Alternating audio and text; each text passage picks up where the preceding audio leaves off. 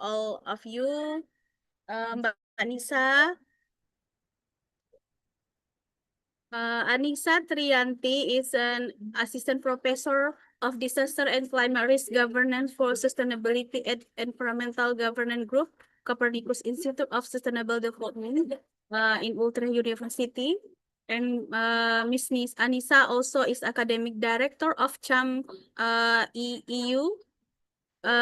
His area of interest of the research impact of erosion on coastal communities, natural protection against inundation, restoration of mangroves, cultural heritage and climate change, ecosystem-based approaches, nature-based solution, transdisciplinary research and education. And then I will give you time, Mbak Disa, for deliver your course today. Thank you so much, Balali, for a very nice introduction. And first of all, also thank you for inviting me again in this edition of the summer course.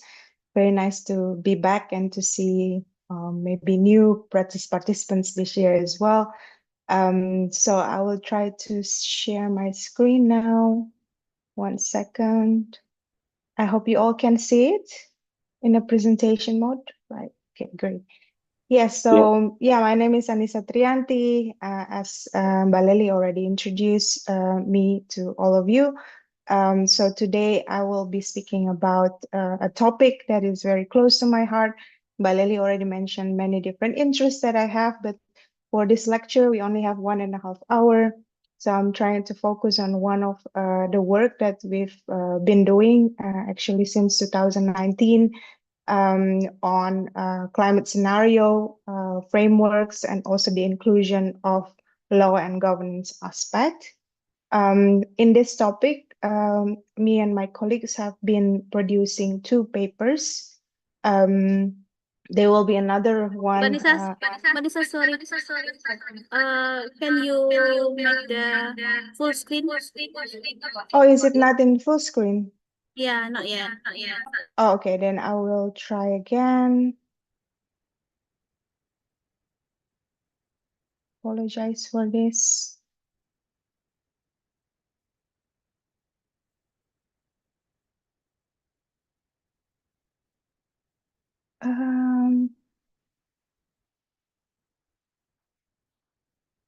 And this is okay? Okay. Yeah, good. Yeah, so where we are just now. Yeah, so I just mentioned about this work. So we started this work since 2019. We have series of papers, so 2 papers up to now, but then there will be 1 more paper coming up very soon, hopefully. So basically, it's a critique of a current model of scenario frameworks that is used by the IPCC. Especially when it comes to usability, applicability, and also context for developing countries especially. Yeah, so maybe without further ado, I just give you some kind of an overview of what we wanted to discuss today. So I try to separate my material into 3 parts. First, we are going to talk about the status of climate and multi-systemic risk, so the current condition that we are facing right now, and also explain some climate scenario frameworks pillars that are used by IPCC and developed by IPCC and the network of scientists working on this issue. So it includes socioeconomic pathways and also the climate policy assumption, and also the RCP a little bit. So RCP is the radiation concentration pathways, which is much more on the physical aspect. In this lecture, I'm going to try to focus on the law and governance, but of course, it's very relevant also to introduce to you what RCP is. And then we discuss about gaps related to law and governance inclusion in the scenario framework. That's part 2, and part 3. I will give you some ideas about how to actually enrich and enhance pathways for inclusion of law and governance in scenario framework.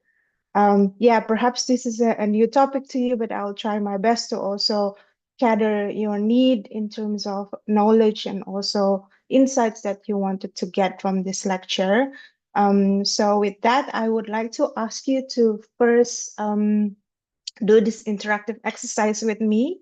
So if you can go to wooclub.com and then enter the event code when you enter the website. So it's DGALHO. I will share another screen. So bear with me.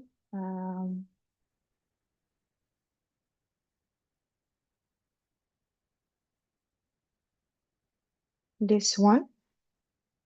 So if you can go here, and then I can see also how many of you have been entering this platform. So I'll give you some time to do that. Okay, I'll see one person. Hopefully there will be more. Okay, the numbers are ticking up, so that's really great.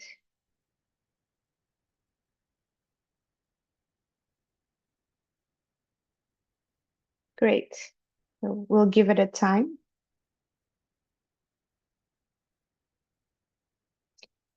I really like to use this interactive platform because then it doesn't feel like I'm just giving you one way of lecture, let's say, because then in this sense, I can also get to know you a little bit better and also your expectation on the lecture. Okay, while the numbers are ticking up, I will just go to the first question, but don't worry because you can still connect. You can still see the code here. So the first question is, what is your country of origin? So perhaps there will be many Indonesian people, so that's already expected. From Ghana, very nice. From the USA, okay, great. Do we have more nationalities? Gambia, okay, very nice. Ivory Coast, great.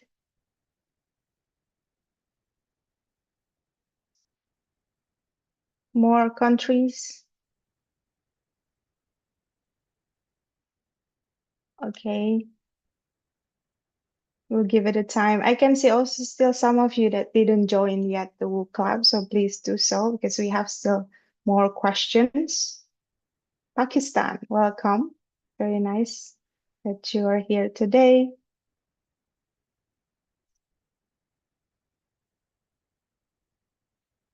Okay, can we see a new country, Mali? Really nice.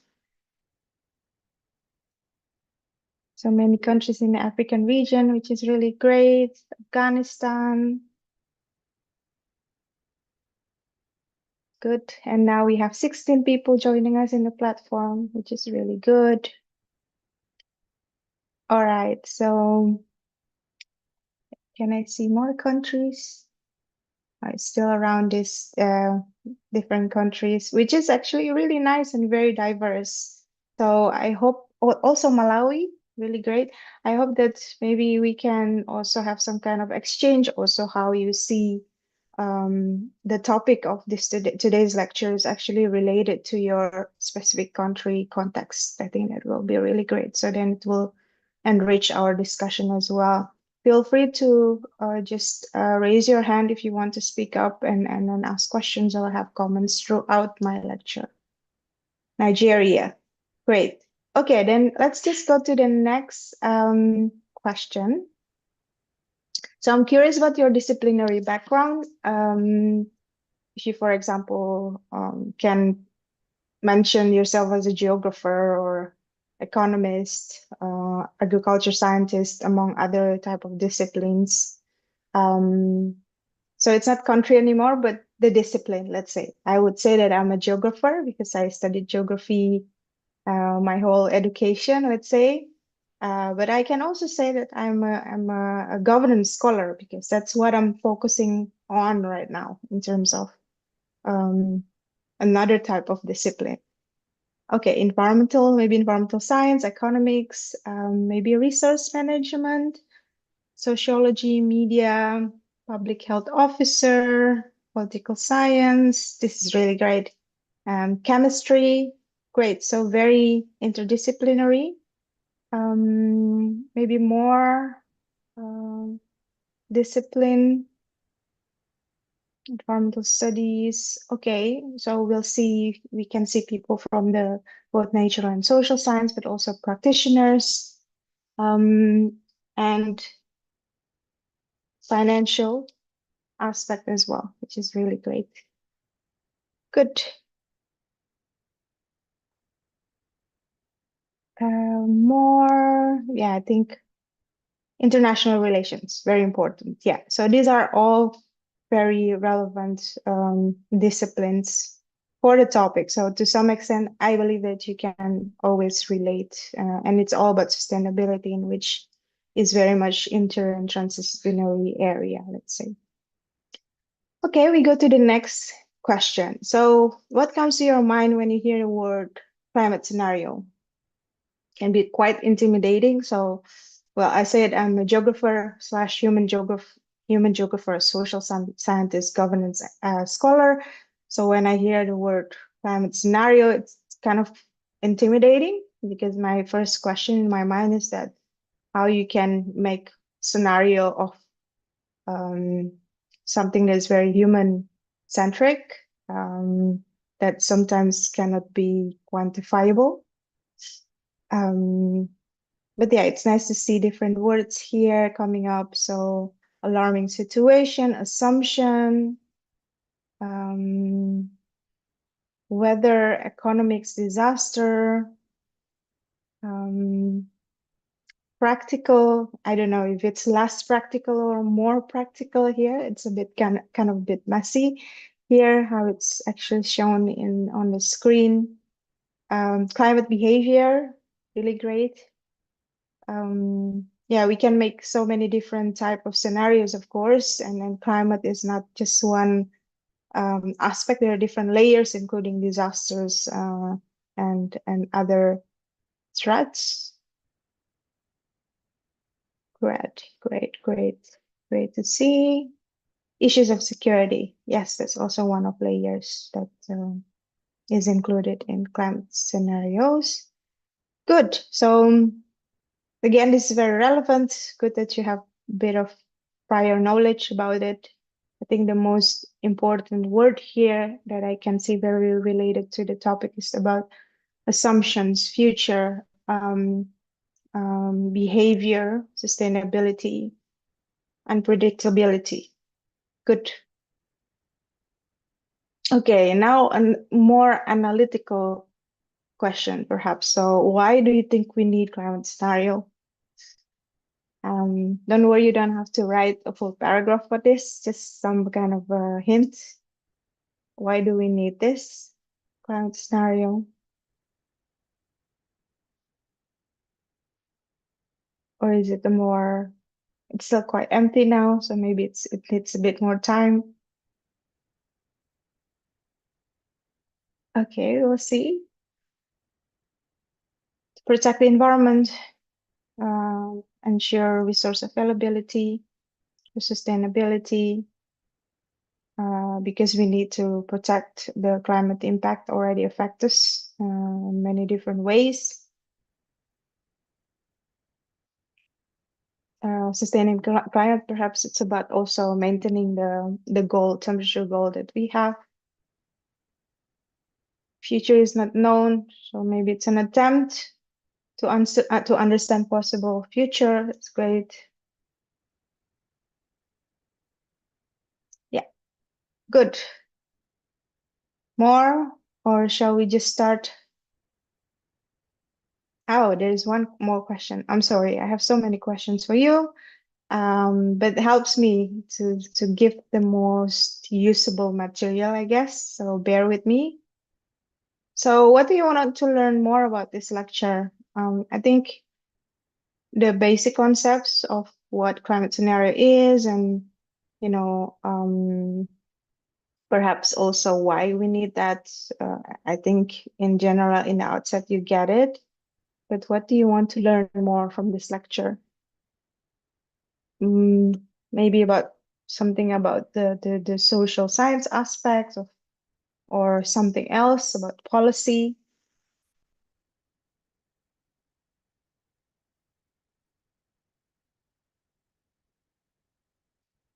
Emission law, um,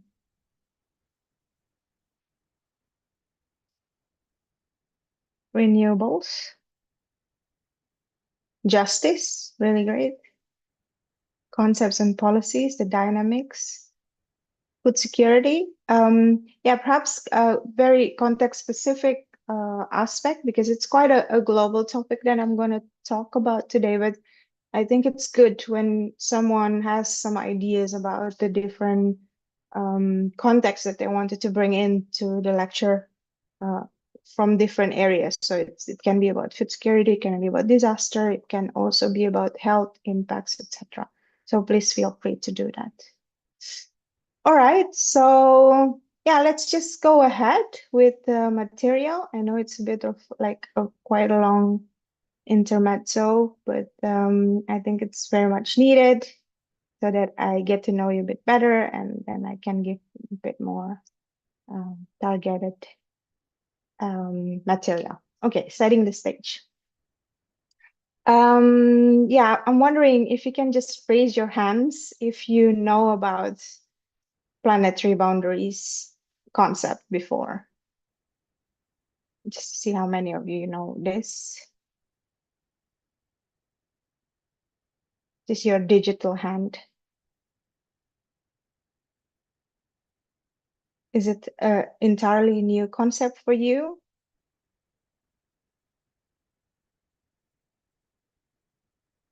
Malali, I'm wondering if people can actually raise their hand, or do they need a permission? Oh, you can't say any. Thank you so much. So it gave me a sign. Good. So for some people, it's a new concept. Great. Yeah. So you can just undo the button again for raising hand, Sani. Thanks for letting me know. So yeah, I think this concept is very useful. It's developed by many different scientists, climate scientists working on understanding the safe operating space for the Earth. So there are 9 processes that are critical to maintain the stability and resilience of our system as a whole. You can see these different quadrant, is that how you say it? Space, let's say, include climate change, biosphere and integrity, land system change, freshwater change, biogeochemical flows, ocean acidification, atmospheric aerosol landing, stratospheric ozone depletion, and novel entities. So this green circle here is what we want to aim for. So it has to be, the status have to be below this boundary, let's say, the circle boundary. When it actually surpasses, that means that we have more risk to maintain the current, the health of the planetary system. As you can see here, that climate change, of course, we all know that we are already surpassing. There are a lot of different signs. This year, again, becomes the hottest year. We are not keeping up with our target in terms of the emission. And also we see many countries cannot adapt to the impact of climate change, adapt to disaster, flooding, droughts, fire, etc. So the sign is quite clear. And then also the biosphere integrity, as well as everything is interrelated. So when there is one threat in terms of climate change, it will affect our biosphere integrity, land system change, fresh water, so less water, less quality of water. But of course, there are things that luckily still under the limit. Let's say if we can see the stratospheric ozone depletion, we are quite good because of the enforcement of Montreal Protocol, for example. But it doesn't actually guarantee that it will stay like this. So of course, every couple of years, they're again measuring the status of where we are in terms of these 9 variables. but it's very dynamic. And one of the critic, I think, for this concept is that it doesn't actually mention the dynamics, the human aspect of it. So how we actually constantly change our actions um, to limit all of these aspects to make sure that we mitigate and adapt to different threats, including climate change. So then we know where we are right now. So we are not in a good place, unfortunately, but still there are things that we can be more ambitious about and focusing on. Other concepts, I think that it's really important to mention as a like setting up the scene, let's say, is that I already mentioned it in the previous slides that everything is interrelated actually. And that's why I thought the concept of multi and systemic risk is something that is very relevant to mention here. So it's not just about climate change, but also there are a lot of different aspects in interrelated, let's say, when it comes to, for example, the last COVID-19 pandemics, we can see different type of risks actually interlinked. So we are in a climate emergency era, but also we experiencing public health issues, a pandemic, and then there's this cascading impact as well with financial system that is actually broken down. And then we still have to deal with many other environmental and security issues as well around the world. So you can see that there is a messy kind of risks interrelated and sometimes cannot be mapped, but they are producing cascading impact that would make uh, the overall risk in general is very high for many different countries, especially developing countries as well, with less resources and governance system to deal with that. Another important aspect is that it's inherited through generation with long-lasting impacts. Maybe we don't see it because we don't map this interrelation up to now for government official, for example. If you said that I'm studying systemic risk, they will be questioning like, how do you study that and how it will help us? Because usually they need something very practical, etc. But if we ignore that, there will be a long-lasting impacts that we have to deal with. So that's why one of our focus in Utrecht University is also to start studying this systemic risk concept. Yeah, and then we need to also map it to increase capacity to build back better, so to be more resilient in the future. And for today's lecture, the title is Clarifying and Strengthening the Role of Law and Governance in Climate Scenario Framework. Basically, it's based on our work at Utrecht University. I've told you there's a paper published in 2022. Actually, the first paper was discussing about really different law and governance elements that can be included and why it shouldn't be ignored when developing climate scenario frameworks. And then this paper is kind of a continuation. We build more arguments. We indicate different aspects of each law and governance field can propose to develop more climate scenario frameworks that there is more inclusive for IPCC. So if you're interested, read that. I wouldn't be able to actually explain everything in 1.5 hours, but perhaps it would be more useful if you read the whole paper as well. Yes, so the core concept is an integrated assessment model. Integrated assessment model is used to evaluate the technological and economical feasibility of long-term temperature measure to achieve the objective below 2.0 Celsius.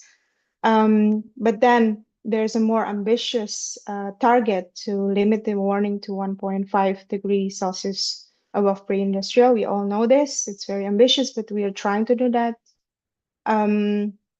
And the results of this model are assessed in the IPCC reports, and then it becomes a very important model for the special report 1.5 and also the latest AR6 or the assessment report 6.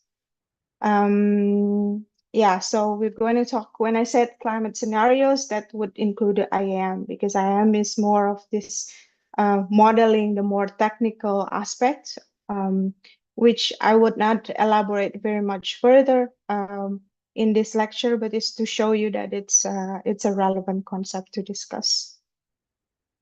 So IAM includes three pathways. First is the SSPs, so the socioeconomic pathways.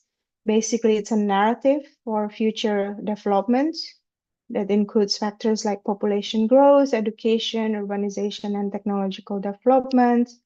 And they are each numbered. Each narrative is numbered from 1 to 5, and they represent different development storyline, from sustainability focus to fossil fuel growth. So the less sustainability pathways, let's say. And then we have the RCP. So it's about greenhouse gas concentration trajectories used to simulate climate outcomes.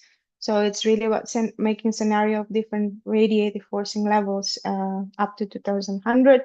For example, the RCP 2.6, 4, 5, and 8.5. So 2.6 is the lowest and 8.5 is the highest radiative forcing. So the one that we don't want to aim for. So originally developed for climate models to estimate warming and also impacts.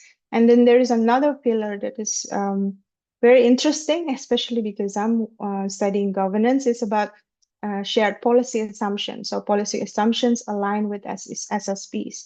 So this is kind of a scenario from the policy aspect that apply to different pathways to explore climate actions. So SPA describe mitigation and also adaptation strategies. So, and then it will originally aim to help model how different policies might shift pathways, emissions, or vulnerability. Some example, perhaps, yeah, the carbon neutral goal, maybe in the more meso micro level is water management. So any type of policies from national to global level that would actually aim to change different outcomes of climate impacts or reduce climate impacts. So this is to show you a bit of how it's visualized. So RCP, we're now not in 2021 anymore, 2025. At this point, I believe that the radiative forcing, we're about here. So 2.7-ish, but we need to think about trajectory towards keeping that low to below 2 degrees. So we have to keep it here, in which the aim of this scenario to show that if we don't do this now, then we will end up here. So basically, that's the concept of the climate scenario. Yeah, and then there's this narrative that I mentioned is more qualitative, more related to socioeconomic challenges. We are most probably here, so it's as a benchmark, is a middle of the road. We have many different challenges, but it can be seen as intermediate. Where do we want to go? So do we want to be here in SSP1, which is with low challenges, taking the green will be sustainable, or are we going to end up here, which is on more grave situation, taking the highway, so we focus on fossil fuel development, economic growth, without thinking about sustainability. Of course, there's other different scenarios that helps to kind of map different context and outcomes. So it's about inequality, divided road, and also regional rivalry. Yeah, so then these two, so the more physical aspect, RCP combined with SSP allows for clearer climate scenario narratives. So of course, if we want to think about SSP1, if we want to go to SSP1, then we have to keep the radiative forcing as low as possible, right? But then there are different narratives if we go with SSP1, but then the radiative forcing is in 4.5. So IPCC has made these different narratives that is helpful to do for the government to know what kind of expect impact or expected action needs to be made to come um, to arrive to different scenarios that we want to arrive to. Yeah, so what is interesting is this SPA. I think much more my material, my lecture will be much more focusing on this because it's about policy, it's human-centric, it's about what we do, how we govern the climate impact and prevent for more impact in the future, both in terms of mitigation and adaptation policy. So yeah, it's basically to see which policies would produce a bigger impact and be more effective. Let's say to achieve different pathways. This is just a summary. I know it can be quite a lot, especially if you are not familiar with the scenario. So the SSP, socioeconomic pathways, is about the socioeconomic backdrop. It set the stage for emission and policy feasibility. SPA is a policy assumption, so determine how mitigation and adaptation is applied to SSP. And RCP is a climate forcing outcome, so used to simulate climate response to emission. So this is the integrated assessment model used widely in climate research and modeling. However, the main critique is that there is a underrepresentation of law and governance in this framework. So why law and governance matters? So legal and governance factors are acknowledged as key institutional drivers of climate action. It's also there in the IPCC Sixth Assessment Report. And it defined regulatory landscape, define the governance landscape to ensure policy execution. It shapes mitigation and adaptation outcomes. So it's really about, again, like I said, how we actually deal and prevent future climate risk, let's say. So this is the core, and this should be the outcome, the process and the outcome of climate scenario exercise. Yeah, so I work on this paper together also with my law colleagues, and we had a lot of discussion, especially to define what law and governance is. So each of them and how do they interact with each other. It's such a long discussion, very sometimes hot debate as well, because we see that we have this disciplinary ego, but also throughout the discussion with my law colleagues, we realize that sometimes it's also very impossible to separate them. But I'm just gonna show you a bit of how we can distinct them. So for law, it's usually about rules, enforcement, jurisdiction, regulation, etc. And for governance, it's about coordination, institution, public participation. They are interrelated but distinct. But again, it's debatable, perhaps to those of you who are very close to one of this discipline as well. But this is how we feel like we are in agreement. So there are strict rules and laws, but then the governance processes actually enforce law as well. And yeah, at the end, it's also about implementation, how then governance and law can help to achieve certain objective with some kind of monitoring system with the actors who are responsible for that and many other things. Yeah, so I'm just wondering because I've been talking a lot already, so I'm gonna just stop here for the first part. So is there any question or do you want to have some interaction regarding the first part? So it's really about setting the stage, And it's also really about the context of law and governance and why we need to include that in the climate scenario. Yeah, Saini, Jane. Yeah, please. I have a question or later. Yeah, Yes, go ahead. yeah. Thank you so much. My name is Seni Jane. I am a master's candidate in public policy, specialization in climate change. So basically, I was more interested in understanding how law and governance can impact greenhouse gas emissions. So as you said, the models usually don't include laws and governance, but then they have policy parts. And at some point, how do you differentiate policies and laws? Are there major differences? Because at the end of the day, they are all looking at the same thing. That is to influence human behaviors at one point or another.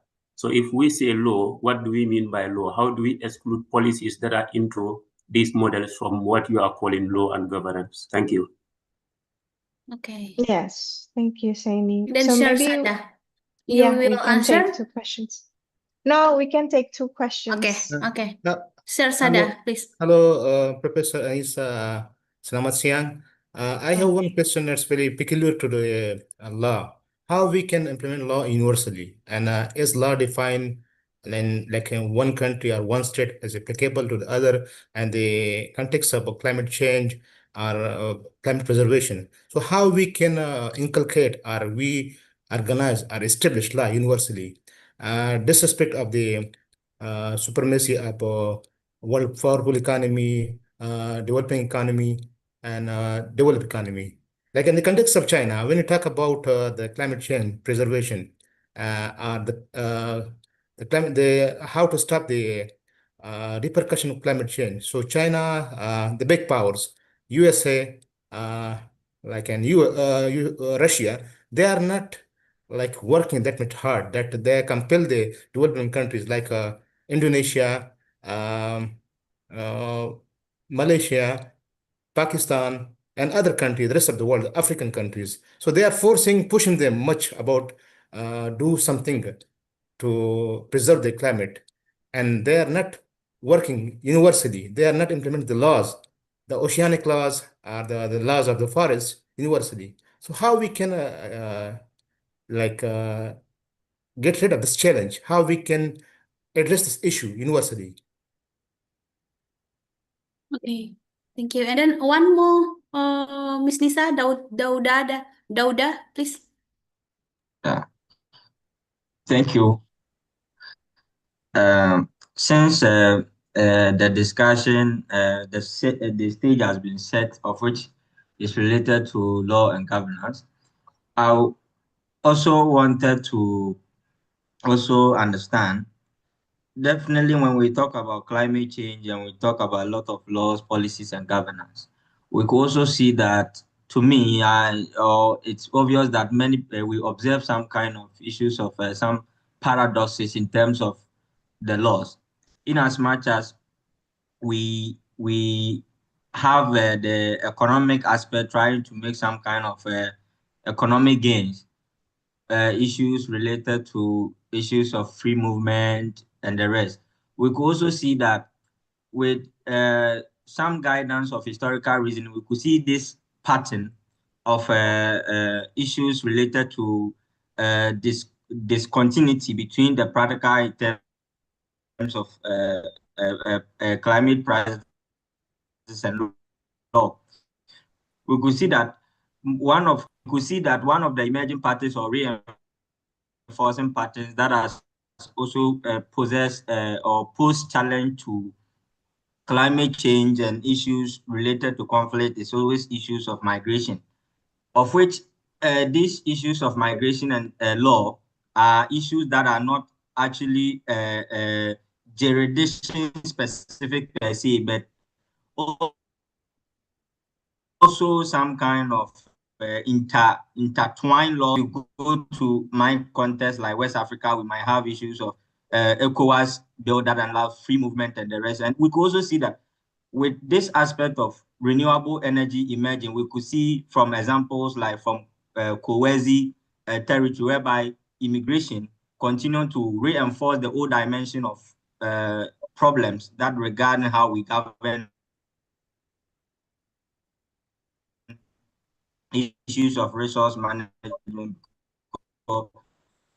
People want to gain access to critical minerals aware. So it's been a shift, of which we are not, what do you call it? Hello, Daudate. I cannot Yeah, get the point. Mm-hmm. Hello. no, I think it's also the connection, Mbak Levy. Yeah, I think that just Mbak Nisa, you answer. Yes, I also still see one hand from Ebrima. Ebrima, yeah. Ebrima, yes. Okay. Just My question is about the laws.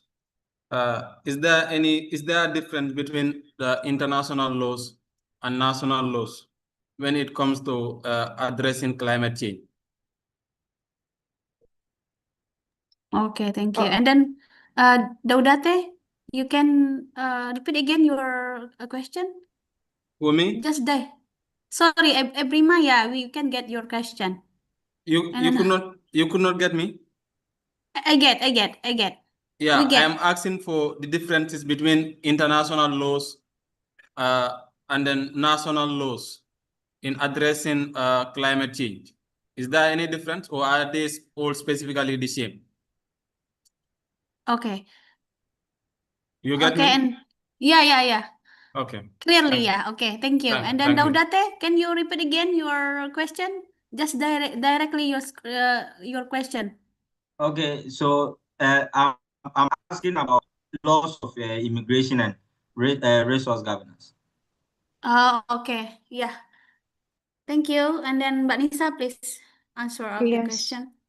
Very interesting questions, and everything is actually related to law. I'm not a legal scholar, so I'm just trying to answer it as much as I know, also with the interaction of my legal colleagues. Well, first, I think Saini, you asked really that like the most important question. Like I said, the question that we grappled with a long time before we finishing the paper. So that's the first thing that we discuss. So how we differentiate law and governance.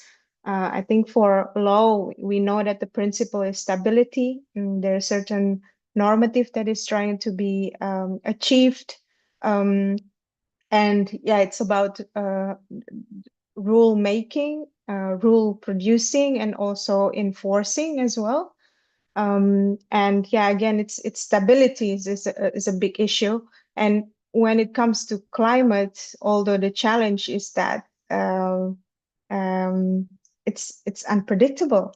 So there's a lot of issues of how to make rules and regulation more flexible and redundant, which is really against the principle of stability in law. But yeah, we both agree that when it comes to governance, and it's really a more umbrella terms, which is about any type of efforts to govern, to steer human actions to achieve certain objectives. So in this case, the objective is climate mitigation and adaptation. So it can be about a set of arrangement of institutions and also in terms of coordination mechanism, participatory policy making, etc. So governance, at the end, we agree that law is a dimension of governance. But on the other hand, law can also exist by itself, let's say. So I think it's gonna be a very long discussion on this because it depends on from which discipline you're approaching this. But I guess our focus in this paper is really on how to come up with certain agreements, right? Especially when it's about inclusion to scenario framework. So if we discuss about this debate of differentiation of law and governance, it doesn't actually bring the interest of climate scientists. It's very qualitative. They always say like, give us the number, which is something that we cannot give as legal and governance scholars.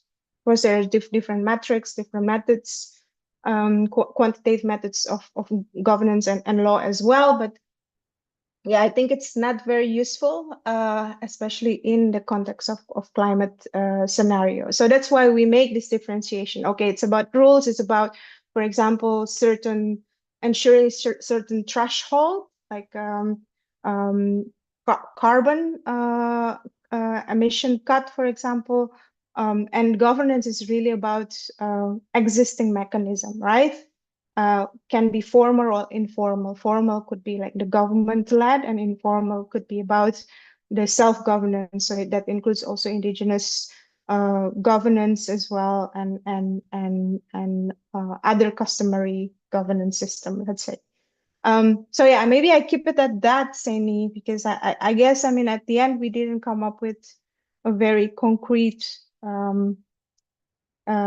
answer, let's say. It's just that we wanted to make it practical in that paper to have this differentiation of legal and governance. And the second question was from, sorry, from who is that? Is it Abrima? Yeah, Ebrima Khan. Yeah, so is it about international law, if that's universal or not? Yeah, right. Or is it, yeah, or is it share? Yes, that's my question. My question. Okay, sorry. Apologies for that. Yeah, so I think again, I'm not a legal scholar, Shar, so apologies if does not make sense for you or other people. But as far as I know, like there's universal law as well, especially when it comes to human rights, when it comes to the genocide, something that have to be considered by all nations. International law usually arrange also interactions between countries, let's say. So it's not only about one specific countries, but interrelation with other countries that make it international, while national law is really what the national priorities, to safeguard the national priorities, right? And what their principles are. In terms of climate, we have these different frameworks like Paris Agreement, etc. We have also for disaster Sendai framework, all expired in 2030, of course. SDG is also one of them, but always the main critic is that it's not legally binding, so it cannot be considered as universally applied. So it depends on the interpretation and how they wanted to make of this framework for their own country priorities, etc. I don't know if that answer your question, Cher, but I think the question is a bit critical and tricky. If we talk in the current context of Thailand and Cambodia war, so if we talk of the forest, the wildlife, so and the both side, when you shoot some missiles and bombs, so you bomb although the forest, the wildlife. So yeah. if there's any law, like and the other part of like we talk about the Israel attacking ships and international waters. So forget about human rights, forget about everything, and we are talking about the climate change. So how we can address this issue internationally? It's a big question. I think it's always the question about that country always wanted to push forward for their sovereignty, right? For their own reason, let's say, that will bring most benefit for them. I think for climate, it's not also very easy to say that we have to make Paris Agreement legally binding, because not everyone has the means actually to do that, right? So we have to help each other. So that's why it's not logical to make it legally binding for everyone. There will be a justice implication on that as well. If I maybe take another example of the Mekong Delta, we know that China, for example, built a lot of dams in the upper area of the deltas. It will give a lot of impact to the downstream of the deltas.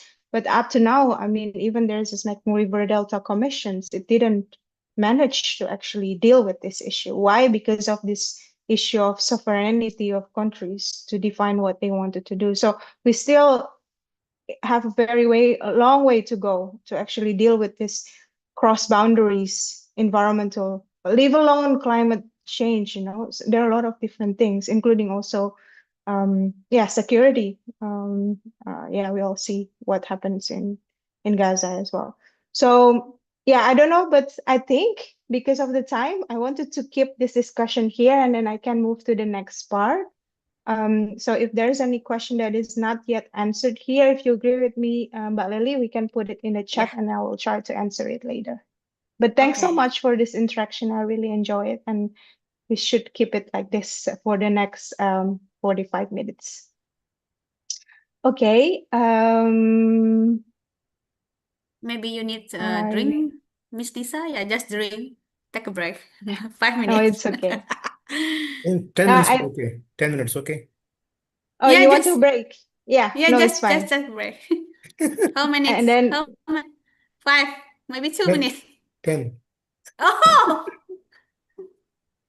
Oh, we can start again at well, I'm in the Netherlands, so 6 in maybe in 10 minutes we go back. Is that Okay. okay, okay. Mbak Lely? Yeah, Yeah. okay. Okay. Yeah, Yeah, 11. yeah. See you in 10 11 just minutes. come. Okay. Okay. Thank you.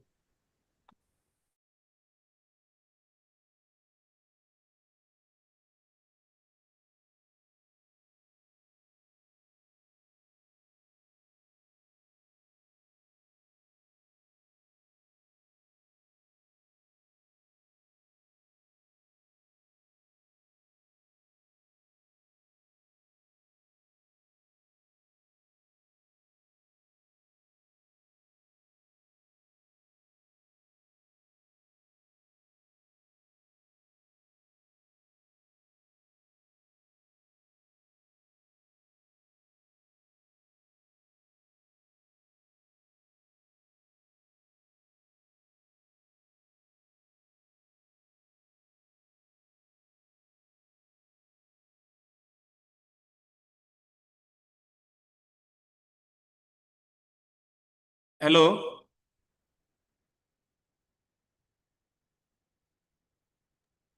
We are hearing you. What's up? Is the has the attendance list been shared? No, no, no, no. The session It is has not been over. shared. Okay, okay. I thought it's over. No. On break. We are on break. Oh, I was away, so I found everyone quiet. Uh,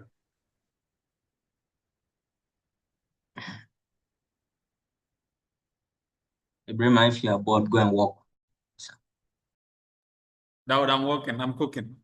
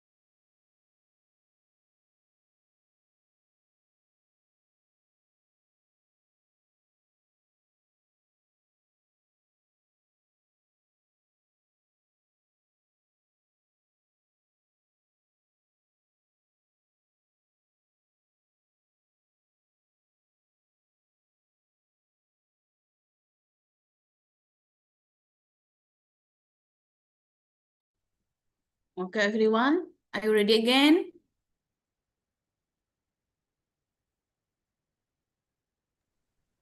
Yes, yes.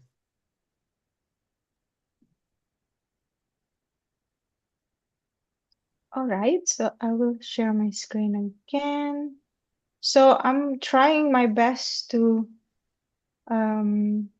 make sure that we can cover the last two parts. So we finished with part one, actually about the context, and there are a lot of already questions about exactly what we are going to cover now in part two. So maybe we can spend a little less time, let's say, but hopefully it also be clarifying for you as well. So what is wrong actually with current climate scenario? So there are this really fancy RCP and also SSP and then SPA also. But for your information, the shared policy assumption is less developed than RCP and SSP because again, it's more problematic. It needs more data in terms of what are the current climate policies for many different countries. And to bring all of these different policies to the global level for many different national and regional priorities are challenging, right? Yeah, so one thing is that this is also what we cover in our first paper. So it's called Enriching the Concept of Solution Space for Climate Adaptation by Unfolding Legal and Governance Dimension. Perhaps you'll be interested to check that as well. So basically, the scenarios and assumptions that are used right now, it seems like as if it's neutral. So something that is really outside of the political and governance domain, which is okay if you stop at RCP, but we are talking about socioeconomic pathways also. So it's about narratives of development that cannot be cut from governance and legal process and also political process as well. So it can be seen the legal and governance aspects are one of the limiting variables. So it really defines the socio-political dynamics that influence the feasibility of solution path and spaces to solutions, let's say. Which is really the aim of making all of the scenario, right? Because we want solution. We want that nations actually be committed to do something before the worst scenarios happen, right? So if we see all of these different scenarios, it's typically economics and concrete policy focused. It stays really at the global level, very broad, very less contextualized. The legal aspect is underdeveloped. Well, it starts with SPA, but of course it's not, they cannot still map all of these different legal structures and governance mechanisms in the world to put it in a scenario. And also for me, the main critic as governance scholars in this scenario framework is that governance is seen as something that's supposed to deal with the impacts, let's say. But if we think about systemic and multi-risk concept, governance is actually a direct source of impact, right? So it's a process and outcome as well. So of course we wanted to deal with certain issue, but we have to do something in the process to not repeating the same mistake like what we did in the past years, well, histories, let's say. So as of now, governance is seen as yes, there's an issue. How should we govern? But it should not be like that, because what we are arriving here is because of a bad governance practices in the past. So it should be what both process and outcomes. And for the legal and governance aspects, I think there are a lot of different aspects that make it very difficult to include it in a climate scenario. So in terms of the legal policy goals are often very vague. So it's very difficult to say what are the exact goals. So it changes all the time. And the absence of regulatory mechanism as well. So we have a different regulatory tools like carbon pricing, emission caps, energy mandates, and legal restrictions. These are usually not included because it's just very nuanced, very difficult to include in a very strict model. And sometimes there's also an issue of no legal benchmarking. In this sense, it's like the question of which scenarios, which pathways actually legally feasible, right? And which one is actually will be violating to a more important legal principles such as human rights or also environmental statutes, and also which require legal reform for implementation. Because again, it's not universal. Every country have different challenges, right? They have different capacities. And scenario mapping as of now is still built from the global narrative, which also an issue. So there are more translation needed for different contexts. And in terms of the governance aspect, it's difficult to include governance aspect in the climate scenarios, because if we see how it is now in many different countries, there are no clear roles for courts, agencies, and civic bodies for climate mitigation and adaptation. There's a lack of administrative accountability. So of course, you have this many different reportings in terms of climate. We have the national adaptation plans and also the NCP, etc. But then we know what the practices are, right? They measure things that they can measure, and that is also sometimes very biased. So to show that we are good at achieving certain goal, but then the other goal is not really monitored, that kind of thing. So it's really also about governance and political dynamics in reporting and accountability of achieving climate goals. And then there's also weak representation in models, practically because of these different issues that we already mentioned. And then the normative principles missing. So we talk about this universal law, right? It's about justice, about human rights. It's also about, having a good climate ethics, but it's not built into narratives. And all of these challenges, like I mentioned here in the slides in the yellow part, is anything human-centric is contextual. So that makes it very difficult for the climate scientists to include all aspect of governance and legal. But we insist with this paper that we need to do so, even though it's difficult. We should keep up to the challenge, because without this, without including legal and governance aspect, without trying to translate it to different contexts, then the usability of climate frameworks, scenario frameworks, will be very minimal. So how to then enrich the pathway? So there are 5 different pathways that we propose. The first one is the legal objectives. So to include different mandates. So climate frameworks have to spell out who does what and when.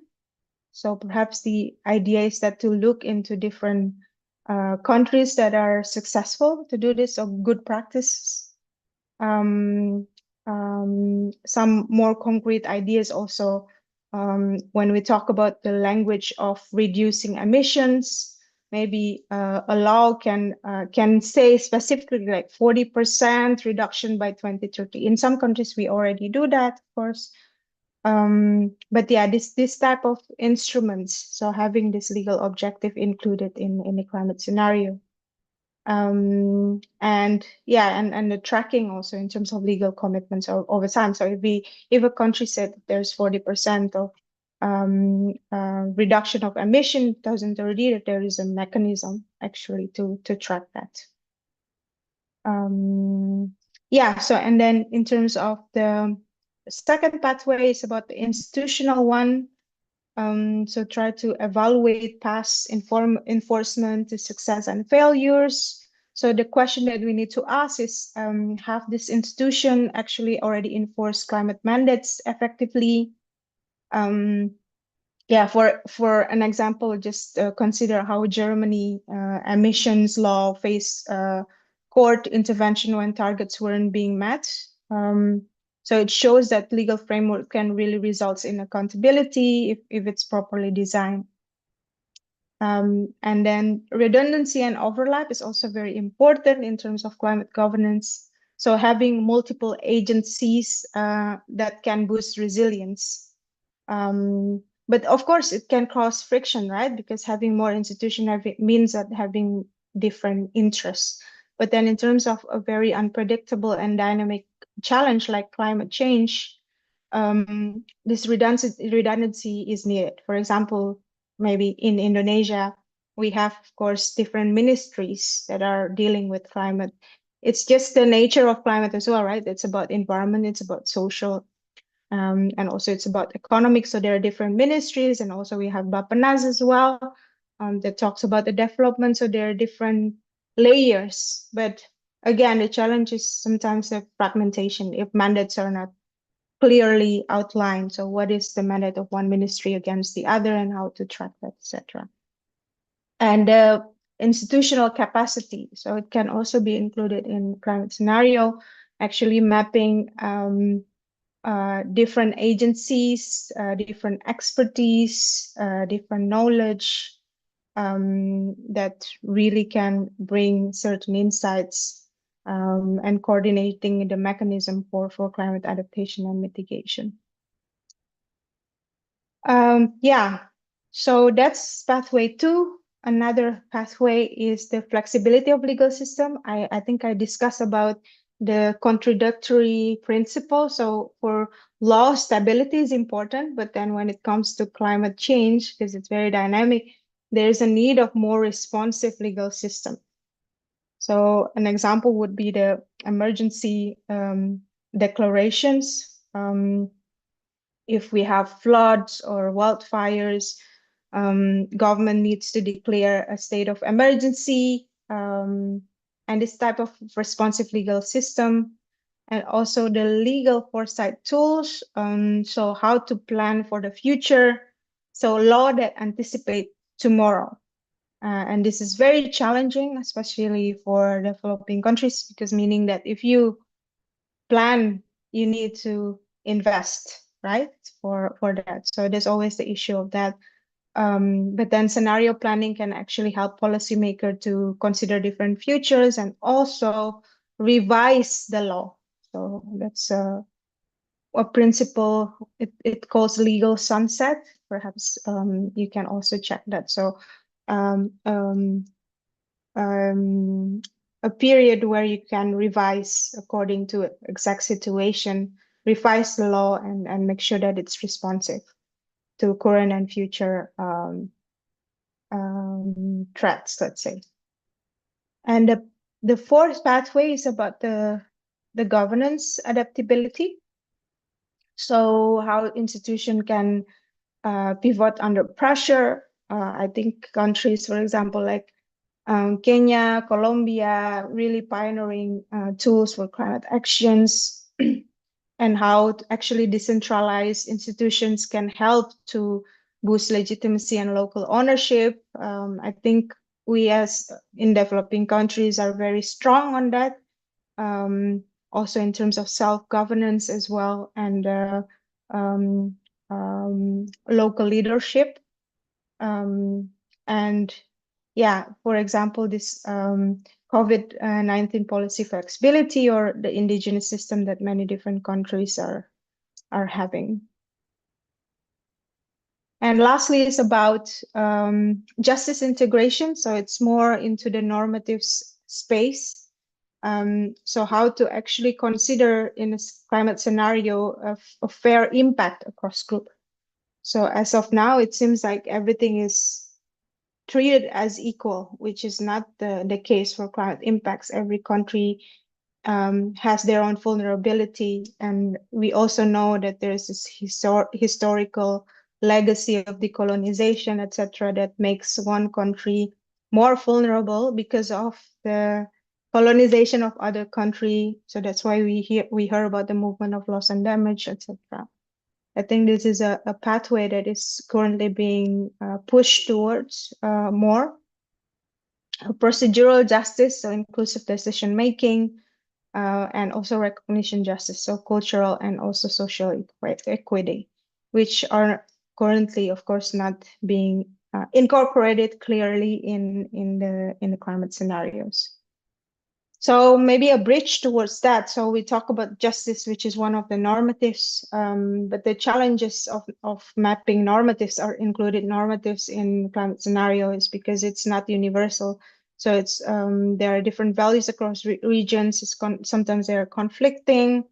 The political resistance, risk of legal backlash, and yeah, it's kind of like if we can visualize, it's about cross pathways of symbolizing friction, let's say. So one country might have normative that would be against another country. We can see it in the context of genocide. Maybe I mentioned it many times. So you see that it can bring more complexity to the climate scenario. But we need to try because otherwise it will not work. So that's the whole argument of the paper as well. So yeah, maybe just kind of summary. So the traditional scenarios like legal and governance specificity. So it requires embedding regulatory detail and institutional layers in climate scenarios. So updated narratives should include legal mandates, governance model, and also institutional accountability. And yeah, how to make the frameworks participatory and resilience. Of course, we need to include more people. So I think if you check Google Scholars, there are more people trying to actually translate the global narratives into specific case, even to the scale of deltas, for example. So it's not just about country, but also deltas. There are also papers trying to translate the context of climate scenarios in the UK. So it's a national context. So we need more of this to actually understand where are we right now and where do we want to go and how then the legal and governance aspect can be considered as both process and outcome to deal with now and future challenges. And all of this need to also be co-developed. So the scenarios need to be inter and transdisciplinary, means that you need to include legal scholars and policy expert, governance scholars, civil society. As of now, of course, they have databases of climate policies, but it's a very gigantic task as well to have this co-development process, because again, it always depends on which scale you want to focus on, who to include, etc. So I guess again at the end, this paper is trying to tease the ideas of inclusion, but of course there are a lot more complexity that needs to be figured out.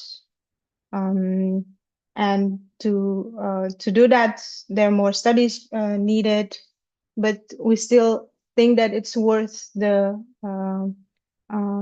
effort, because again, if we avoid bringing complexity to the front, there is an issue of unusable, inapplicable, and unreliable climate scenario frameworks. Yeah, so that's basically what I wanted to discuss. And I think we have perhaps 15 minutes for more discussion. Yeah, I hope that would be enough. So over to you, Mbak Okay. Lely. Yeah, thank you, Mbak Nisa. In chat there is one question, Mbak Nisa, from Amin. From Amin.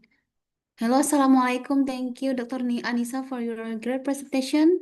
Let me ask, even almost in every country, there are regulations regarding to climate scenario, but in real life or in practice, it is really hard to find a perfect impact of this law. Why? Good question, because there are different layers of impact. And then again, we have to talk about really in detail. Like, are we first talking about, yeah, you talk about the national regulation impact. Okay, but then it's also about the availability of tracking mechanism, right? So is there any infrastructure actually to measure all of these impacts? And for climate, I already mentioned about this different reporting. For disaster, I'm also very much into the disaster topic. We have also the Sendai monitoring, for example. So this kind of mechanism are there. But again, I think it's always an issue if there are so many different layers and so many different sub areas to measure. And at the end, especially with Indonesia, such a big country, very many different layers of impacts of climate, different type of disasters, decentralized system, etc., political pressure, let's say, kind of a performative push to be good in achieving these different goals. This contributes to difficulties of really monitoring the impact of policy and regulations. They are there. So it's a first steps also, something that is used by the SPA. So there's this, how do you call it, a climate policy um, kind of data bank that they use. But then again, it's about the reliability of the data that is being put into that climate policy data bank, let's say. So we need to think about different layers of it. So which law that we wanted to monitor in terms of the impact for which jurisdictions, and also which actors that are actually being responsible. Do we have the monitoring, and can we rely on this monitoring? And these are very tricky questions, I think. Hope that answers. Amin? Okay, Amin. Okay, and then next question from Muhammad Jawid Manawat. Yeah. Assalamualaikum. Waalaikumsalam. Thank you for your wonderful presentation. My question is, since the climate change is a global issue, and as you mentioned, if I'm not mistaken, in your lecture, that in your presentation, that you say we don't have a global regulation. Why is that?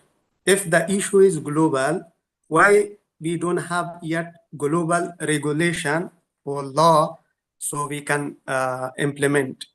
And my second question is, we already had one conference related to climate change or carbon emission reduction, Paris Conference 2015. As we know all that US withdraw, first they signed it, and once the Trump got to the power, he withdraw US from the Paris Agreement. What do you think? Do we need any organization or like any NGOs like UN? So any country that they sign the agreement of climate change, once they withdraw, there has to be like some kind of penalties or punishment. Yeah. Thank you, These are, Muhammad. yeah, thank you.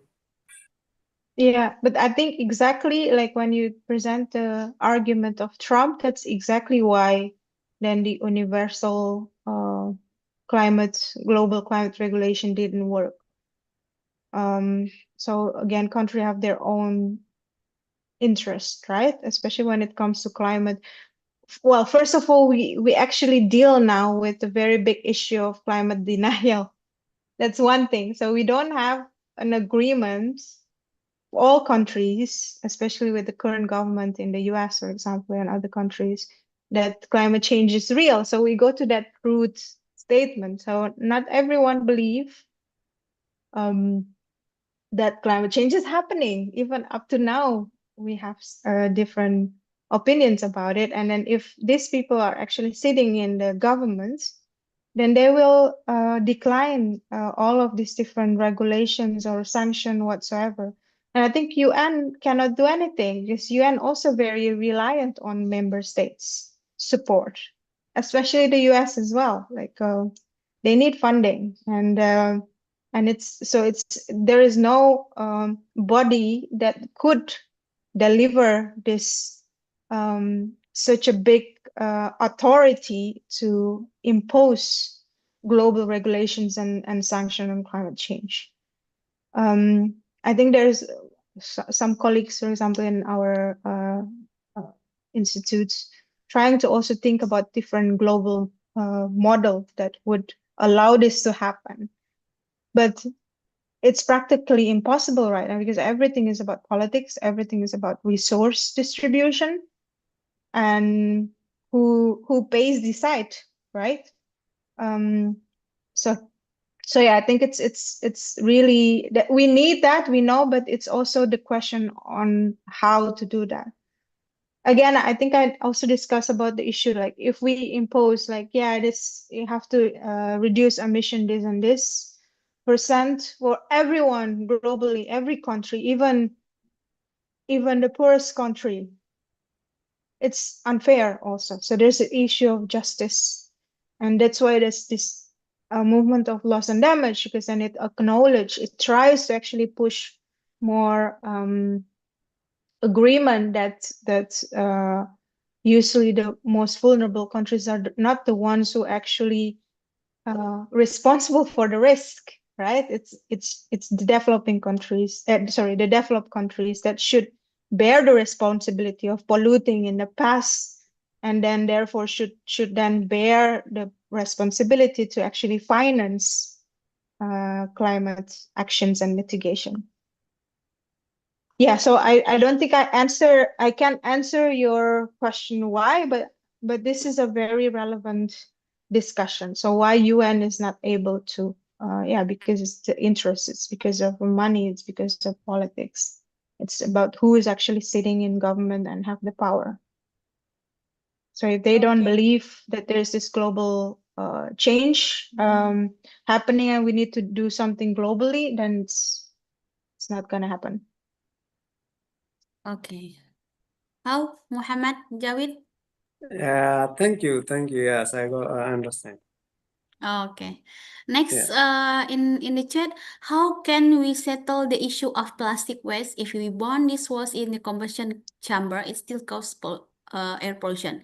If we solely recycle it, is it not possible to address this issue because it is an expensive operation in the context of all developing countries, especially in the context of Indonesia, Thailand, and the rest of the Asian, as well as South Asia, except Central Asian developed country like China and Japan. Yeah.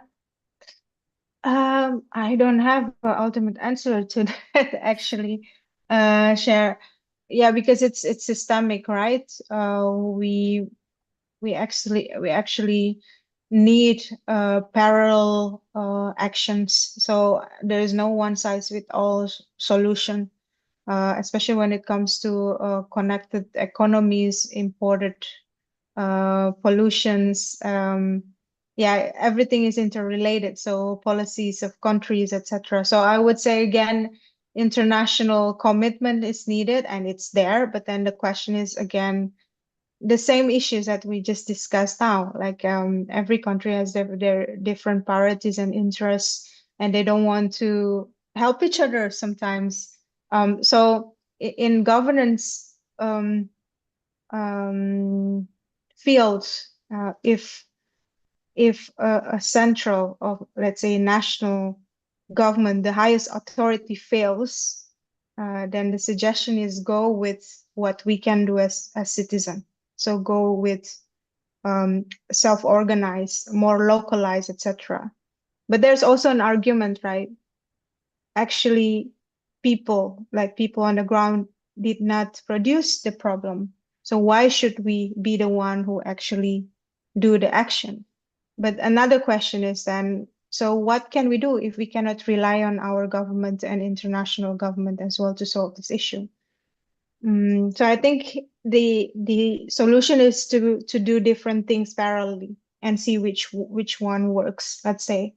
But then we cannot rely on one specific actor. So again, redundancy is important.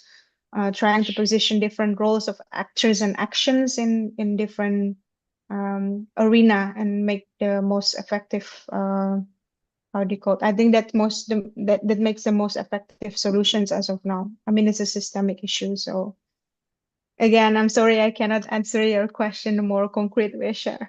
It's such a big question. It's like question how to deal with all the problems around the world. Okay. I just Okay. sorry. Yeah. I just Yes. mentioned the question because I think 3 weeks ago, I was on one of the conference about climate change in Indonesia. And I will not mention the campus.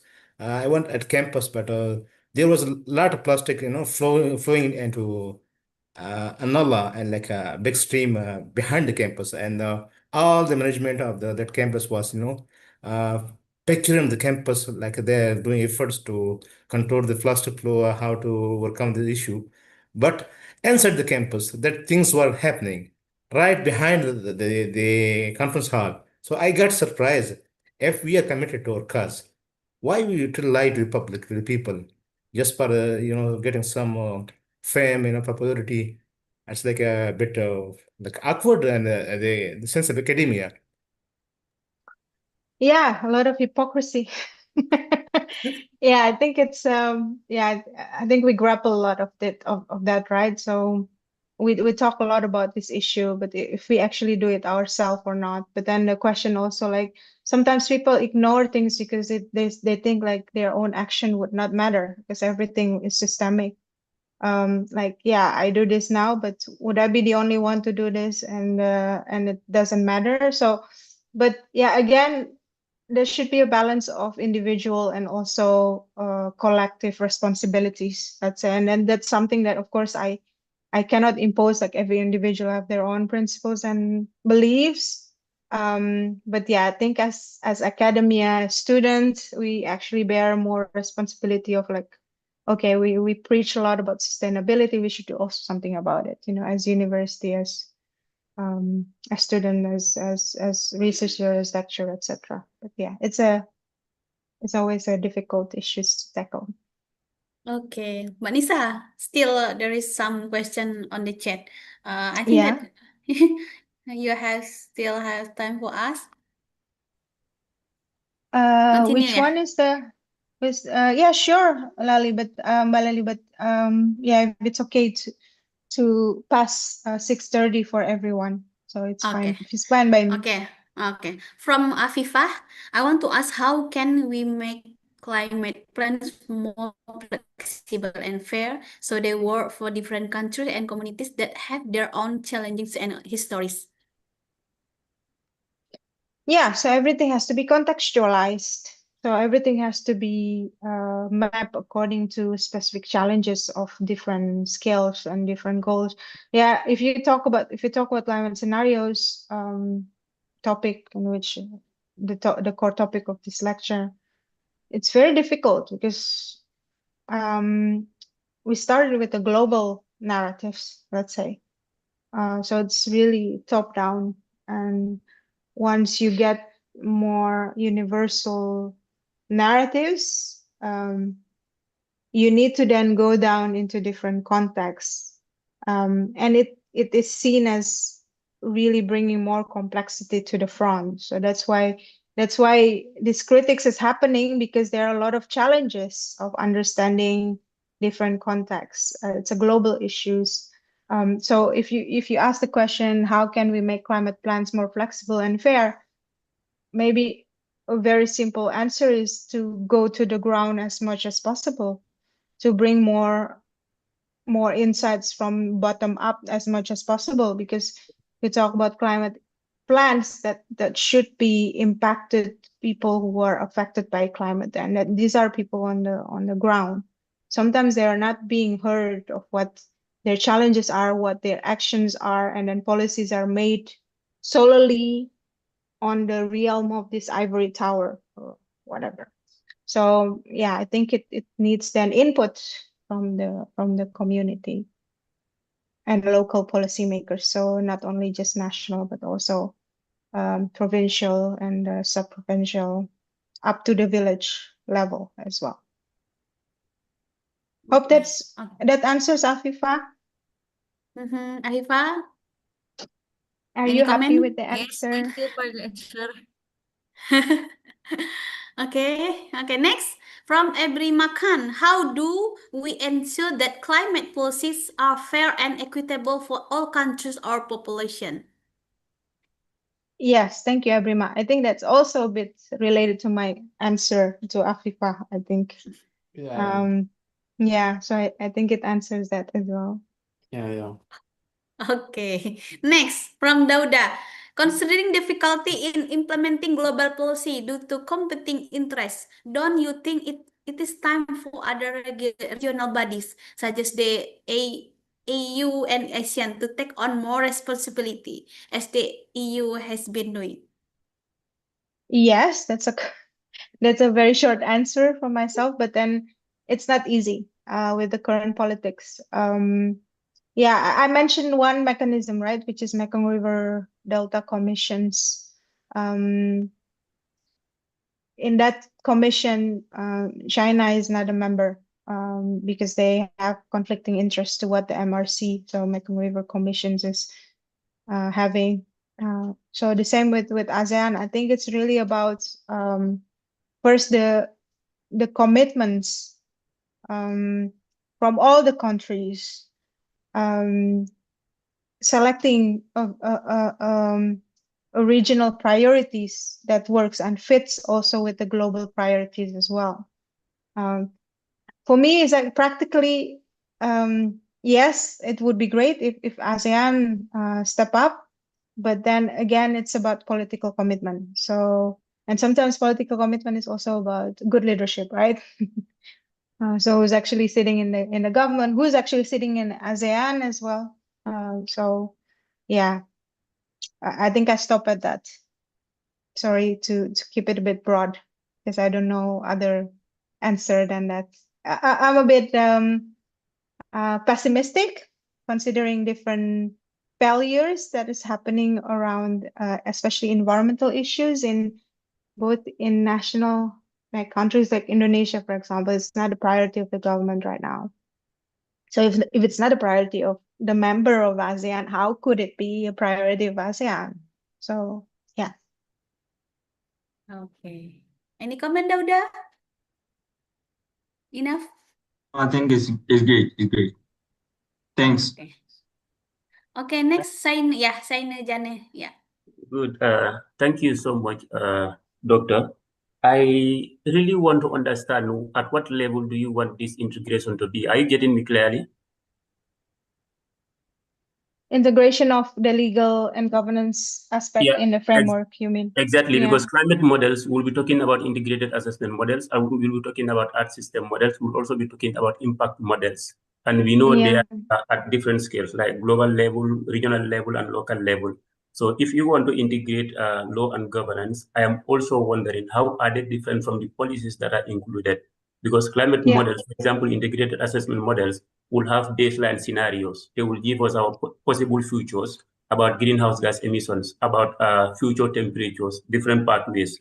So those different pathways will be used to feed the Earth system models that will inform the impact on the Earth system, like sea level rise, impact on the ecosystem. So impact models will come back to model how do those things impact on the environment, impact human systems. So now if Yeah. you want to integrate law and governance, at what level? Is it at impact modeling level or at assumption level where we have education, GDP growth, population growth, and all those stuff? Both, I think, Saini. But the issue is that it's not being even considered explicitly as something that needs to be integrated. So then first, globally, people have to realize that it's not just about modeling concentration pathways or some of really universal narratives that is not really contextual or relevant to other different nations. So of course it's a gigantic task, like I said, right? But first thing first is that people who are sitting in the committee whatsoever have to realize that the human-centric approach should be more integrated and more elaborated rather than separating science and policy, let's say. With the integration of SPA is already a good steps, but then it's not currently being developed further as much as the other scenario because it's hard. We know it's hard, right? And like you said, you're totally right. I mean, we need to also know if it's about impact, if it's about contributors, right? Like I said, governance cannot just be seen as something to deal with the impact, but we have to see how it's historically actually produce the problem, right? And it's not easy to model, but it has to first be explicitly acknowledged. So that's the issue of the paper. In terms of after that, it's acknowledged at the global level that scientists actually agree that legal and governance aspects are important. Then it needs to go to the implementation or the testing in the regional and national level as well. And there where the nitty-gritty can comes in, more concrete aspects, concrete cases, concrete issues. So it doesn't stay at the kind of abstract level. With the global frameworks, it's always very abstract, right? But we need something that is really concrete. At the end, it's about good practices. Look, if there is this context of a country or a region, we have to do this specific policy, and then it will impact this in terms of, will affect this in terms of reduce emission. That's what we want to know, right? What is actually working? And if it didn't work, why it didn't work, and what should we do next? So I think the issue is that people are too scared to include this aspect because it's not quantifiable, which is a really legit reason, but we need to first talk about it. Yeah. Okay. Jane, any comment, Jane? No, it's okay. I got it now. I got it. Thank you so much. Okay, the last question maybe from every Makan, please. You still raise hand? Oh, I already asked. I should have lowered the hand. Oh, okay, okay. I think any question, please? One more. I'll give the opportunity to ask to Miss Nisa. If no, I think that thank you so much, Manisa. And then we got a lot of the insightful from you, and then about the climate change. And then I think that this is so Just one sexy question. topics. Smart Yeah. pitch. Yeah. How Okay. women can play their role for the climate change and climate preservation? Woman. Yeah, very Gender. important. Yeah, gender aspect, very important actor. Yeah, how, yeah, include them in all different decision-making processes. And I think also acknowledge that a lot of things that women are doing, so it's not only women, right? Youth, also children, so many different aspect of population that are usually not being heard or not being integrated in policy. Acknowledge that they're not just victims, they're also heroes. They're also people who are doing things on the ground, but they're not acknowledged just because of their status as the woman or youth or children, etc. So yeah, it's cross-sectoral issues that still need to be picked up upon. And for the climate scenarios network, there are of course more men in the science committee. Let's say it can be improved. A lot more women scientists are more than capable, and also social scientists to actually be included more in this type of development of climate scenario, and scientists from developing countries for sure, because I think there are a domination of climate scientists from Europe, from the US, also maybe China as well, but then there are more people need to be included from different countries in this very important climate scenario development. Okay. Lada, any comment? Yes, I agree with her, but like how we, I asked the question, how we can convince more women to come to the field. As you mentioned that they have a less number and the other field of sciences, social sciences. Yes, more women are working on gender related topic, like they are working feminism and they want like those soft topic. But the topics like climate change is very hard topic and very hard and hard topic. So how we convince and we mobilize more women to work and jump in this field and work and show their contribution. As you mentioned, they are heroes. So we want our heroes in the front. Yeah, I think first it starts with changing mindset, which is not always easy, especially in the countries in which male is always very dominated, right? For different reasons, cultural, religions, etc. But also education, the importance of starting with early education for girls, and yeah, and to be equal as well. I think it's a very difficult issues with equality, gender, religion. Yeah, I don't want to be too judgmental about it, but I think yeah, we need to educate our girls more and showing that they're worth more, well, equal to male. So it's not just because they're girls that they're less or they're inferior to male. And I think it's really about changing culture, changing mindset, giving more confidence to our girls. And then when they grow up, they can pass this to their daughters and their granddaughters. I think that's very important.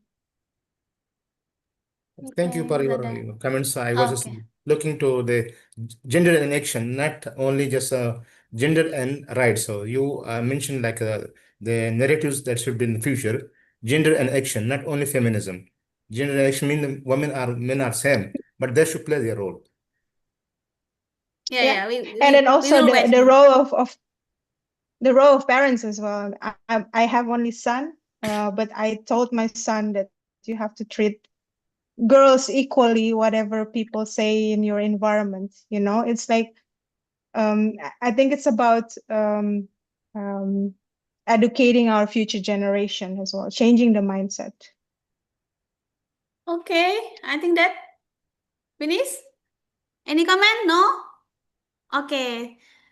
Time is up, and Mbak Nisa, thank you so much for your fruitful presentation. And then I think that I hope next year you can still share your research, Mbak Nisa, and then support our Yes, of course. summer course ESL. And then Yeah. thank you all for the participant. And then happy always and be healthy. Saya akhiri. Assalamualaikum warahmatullahi wabarakatuh. Waalaikumsalam warahmatullahi wabarakatuh. Thank you, everyone. Have a good day.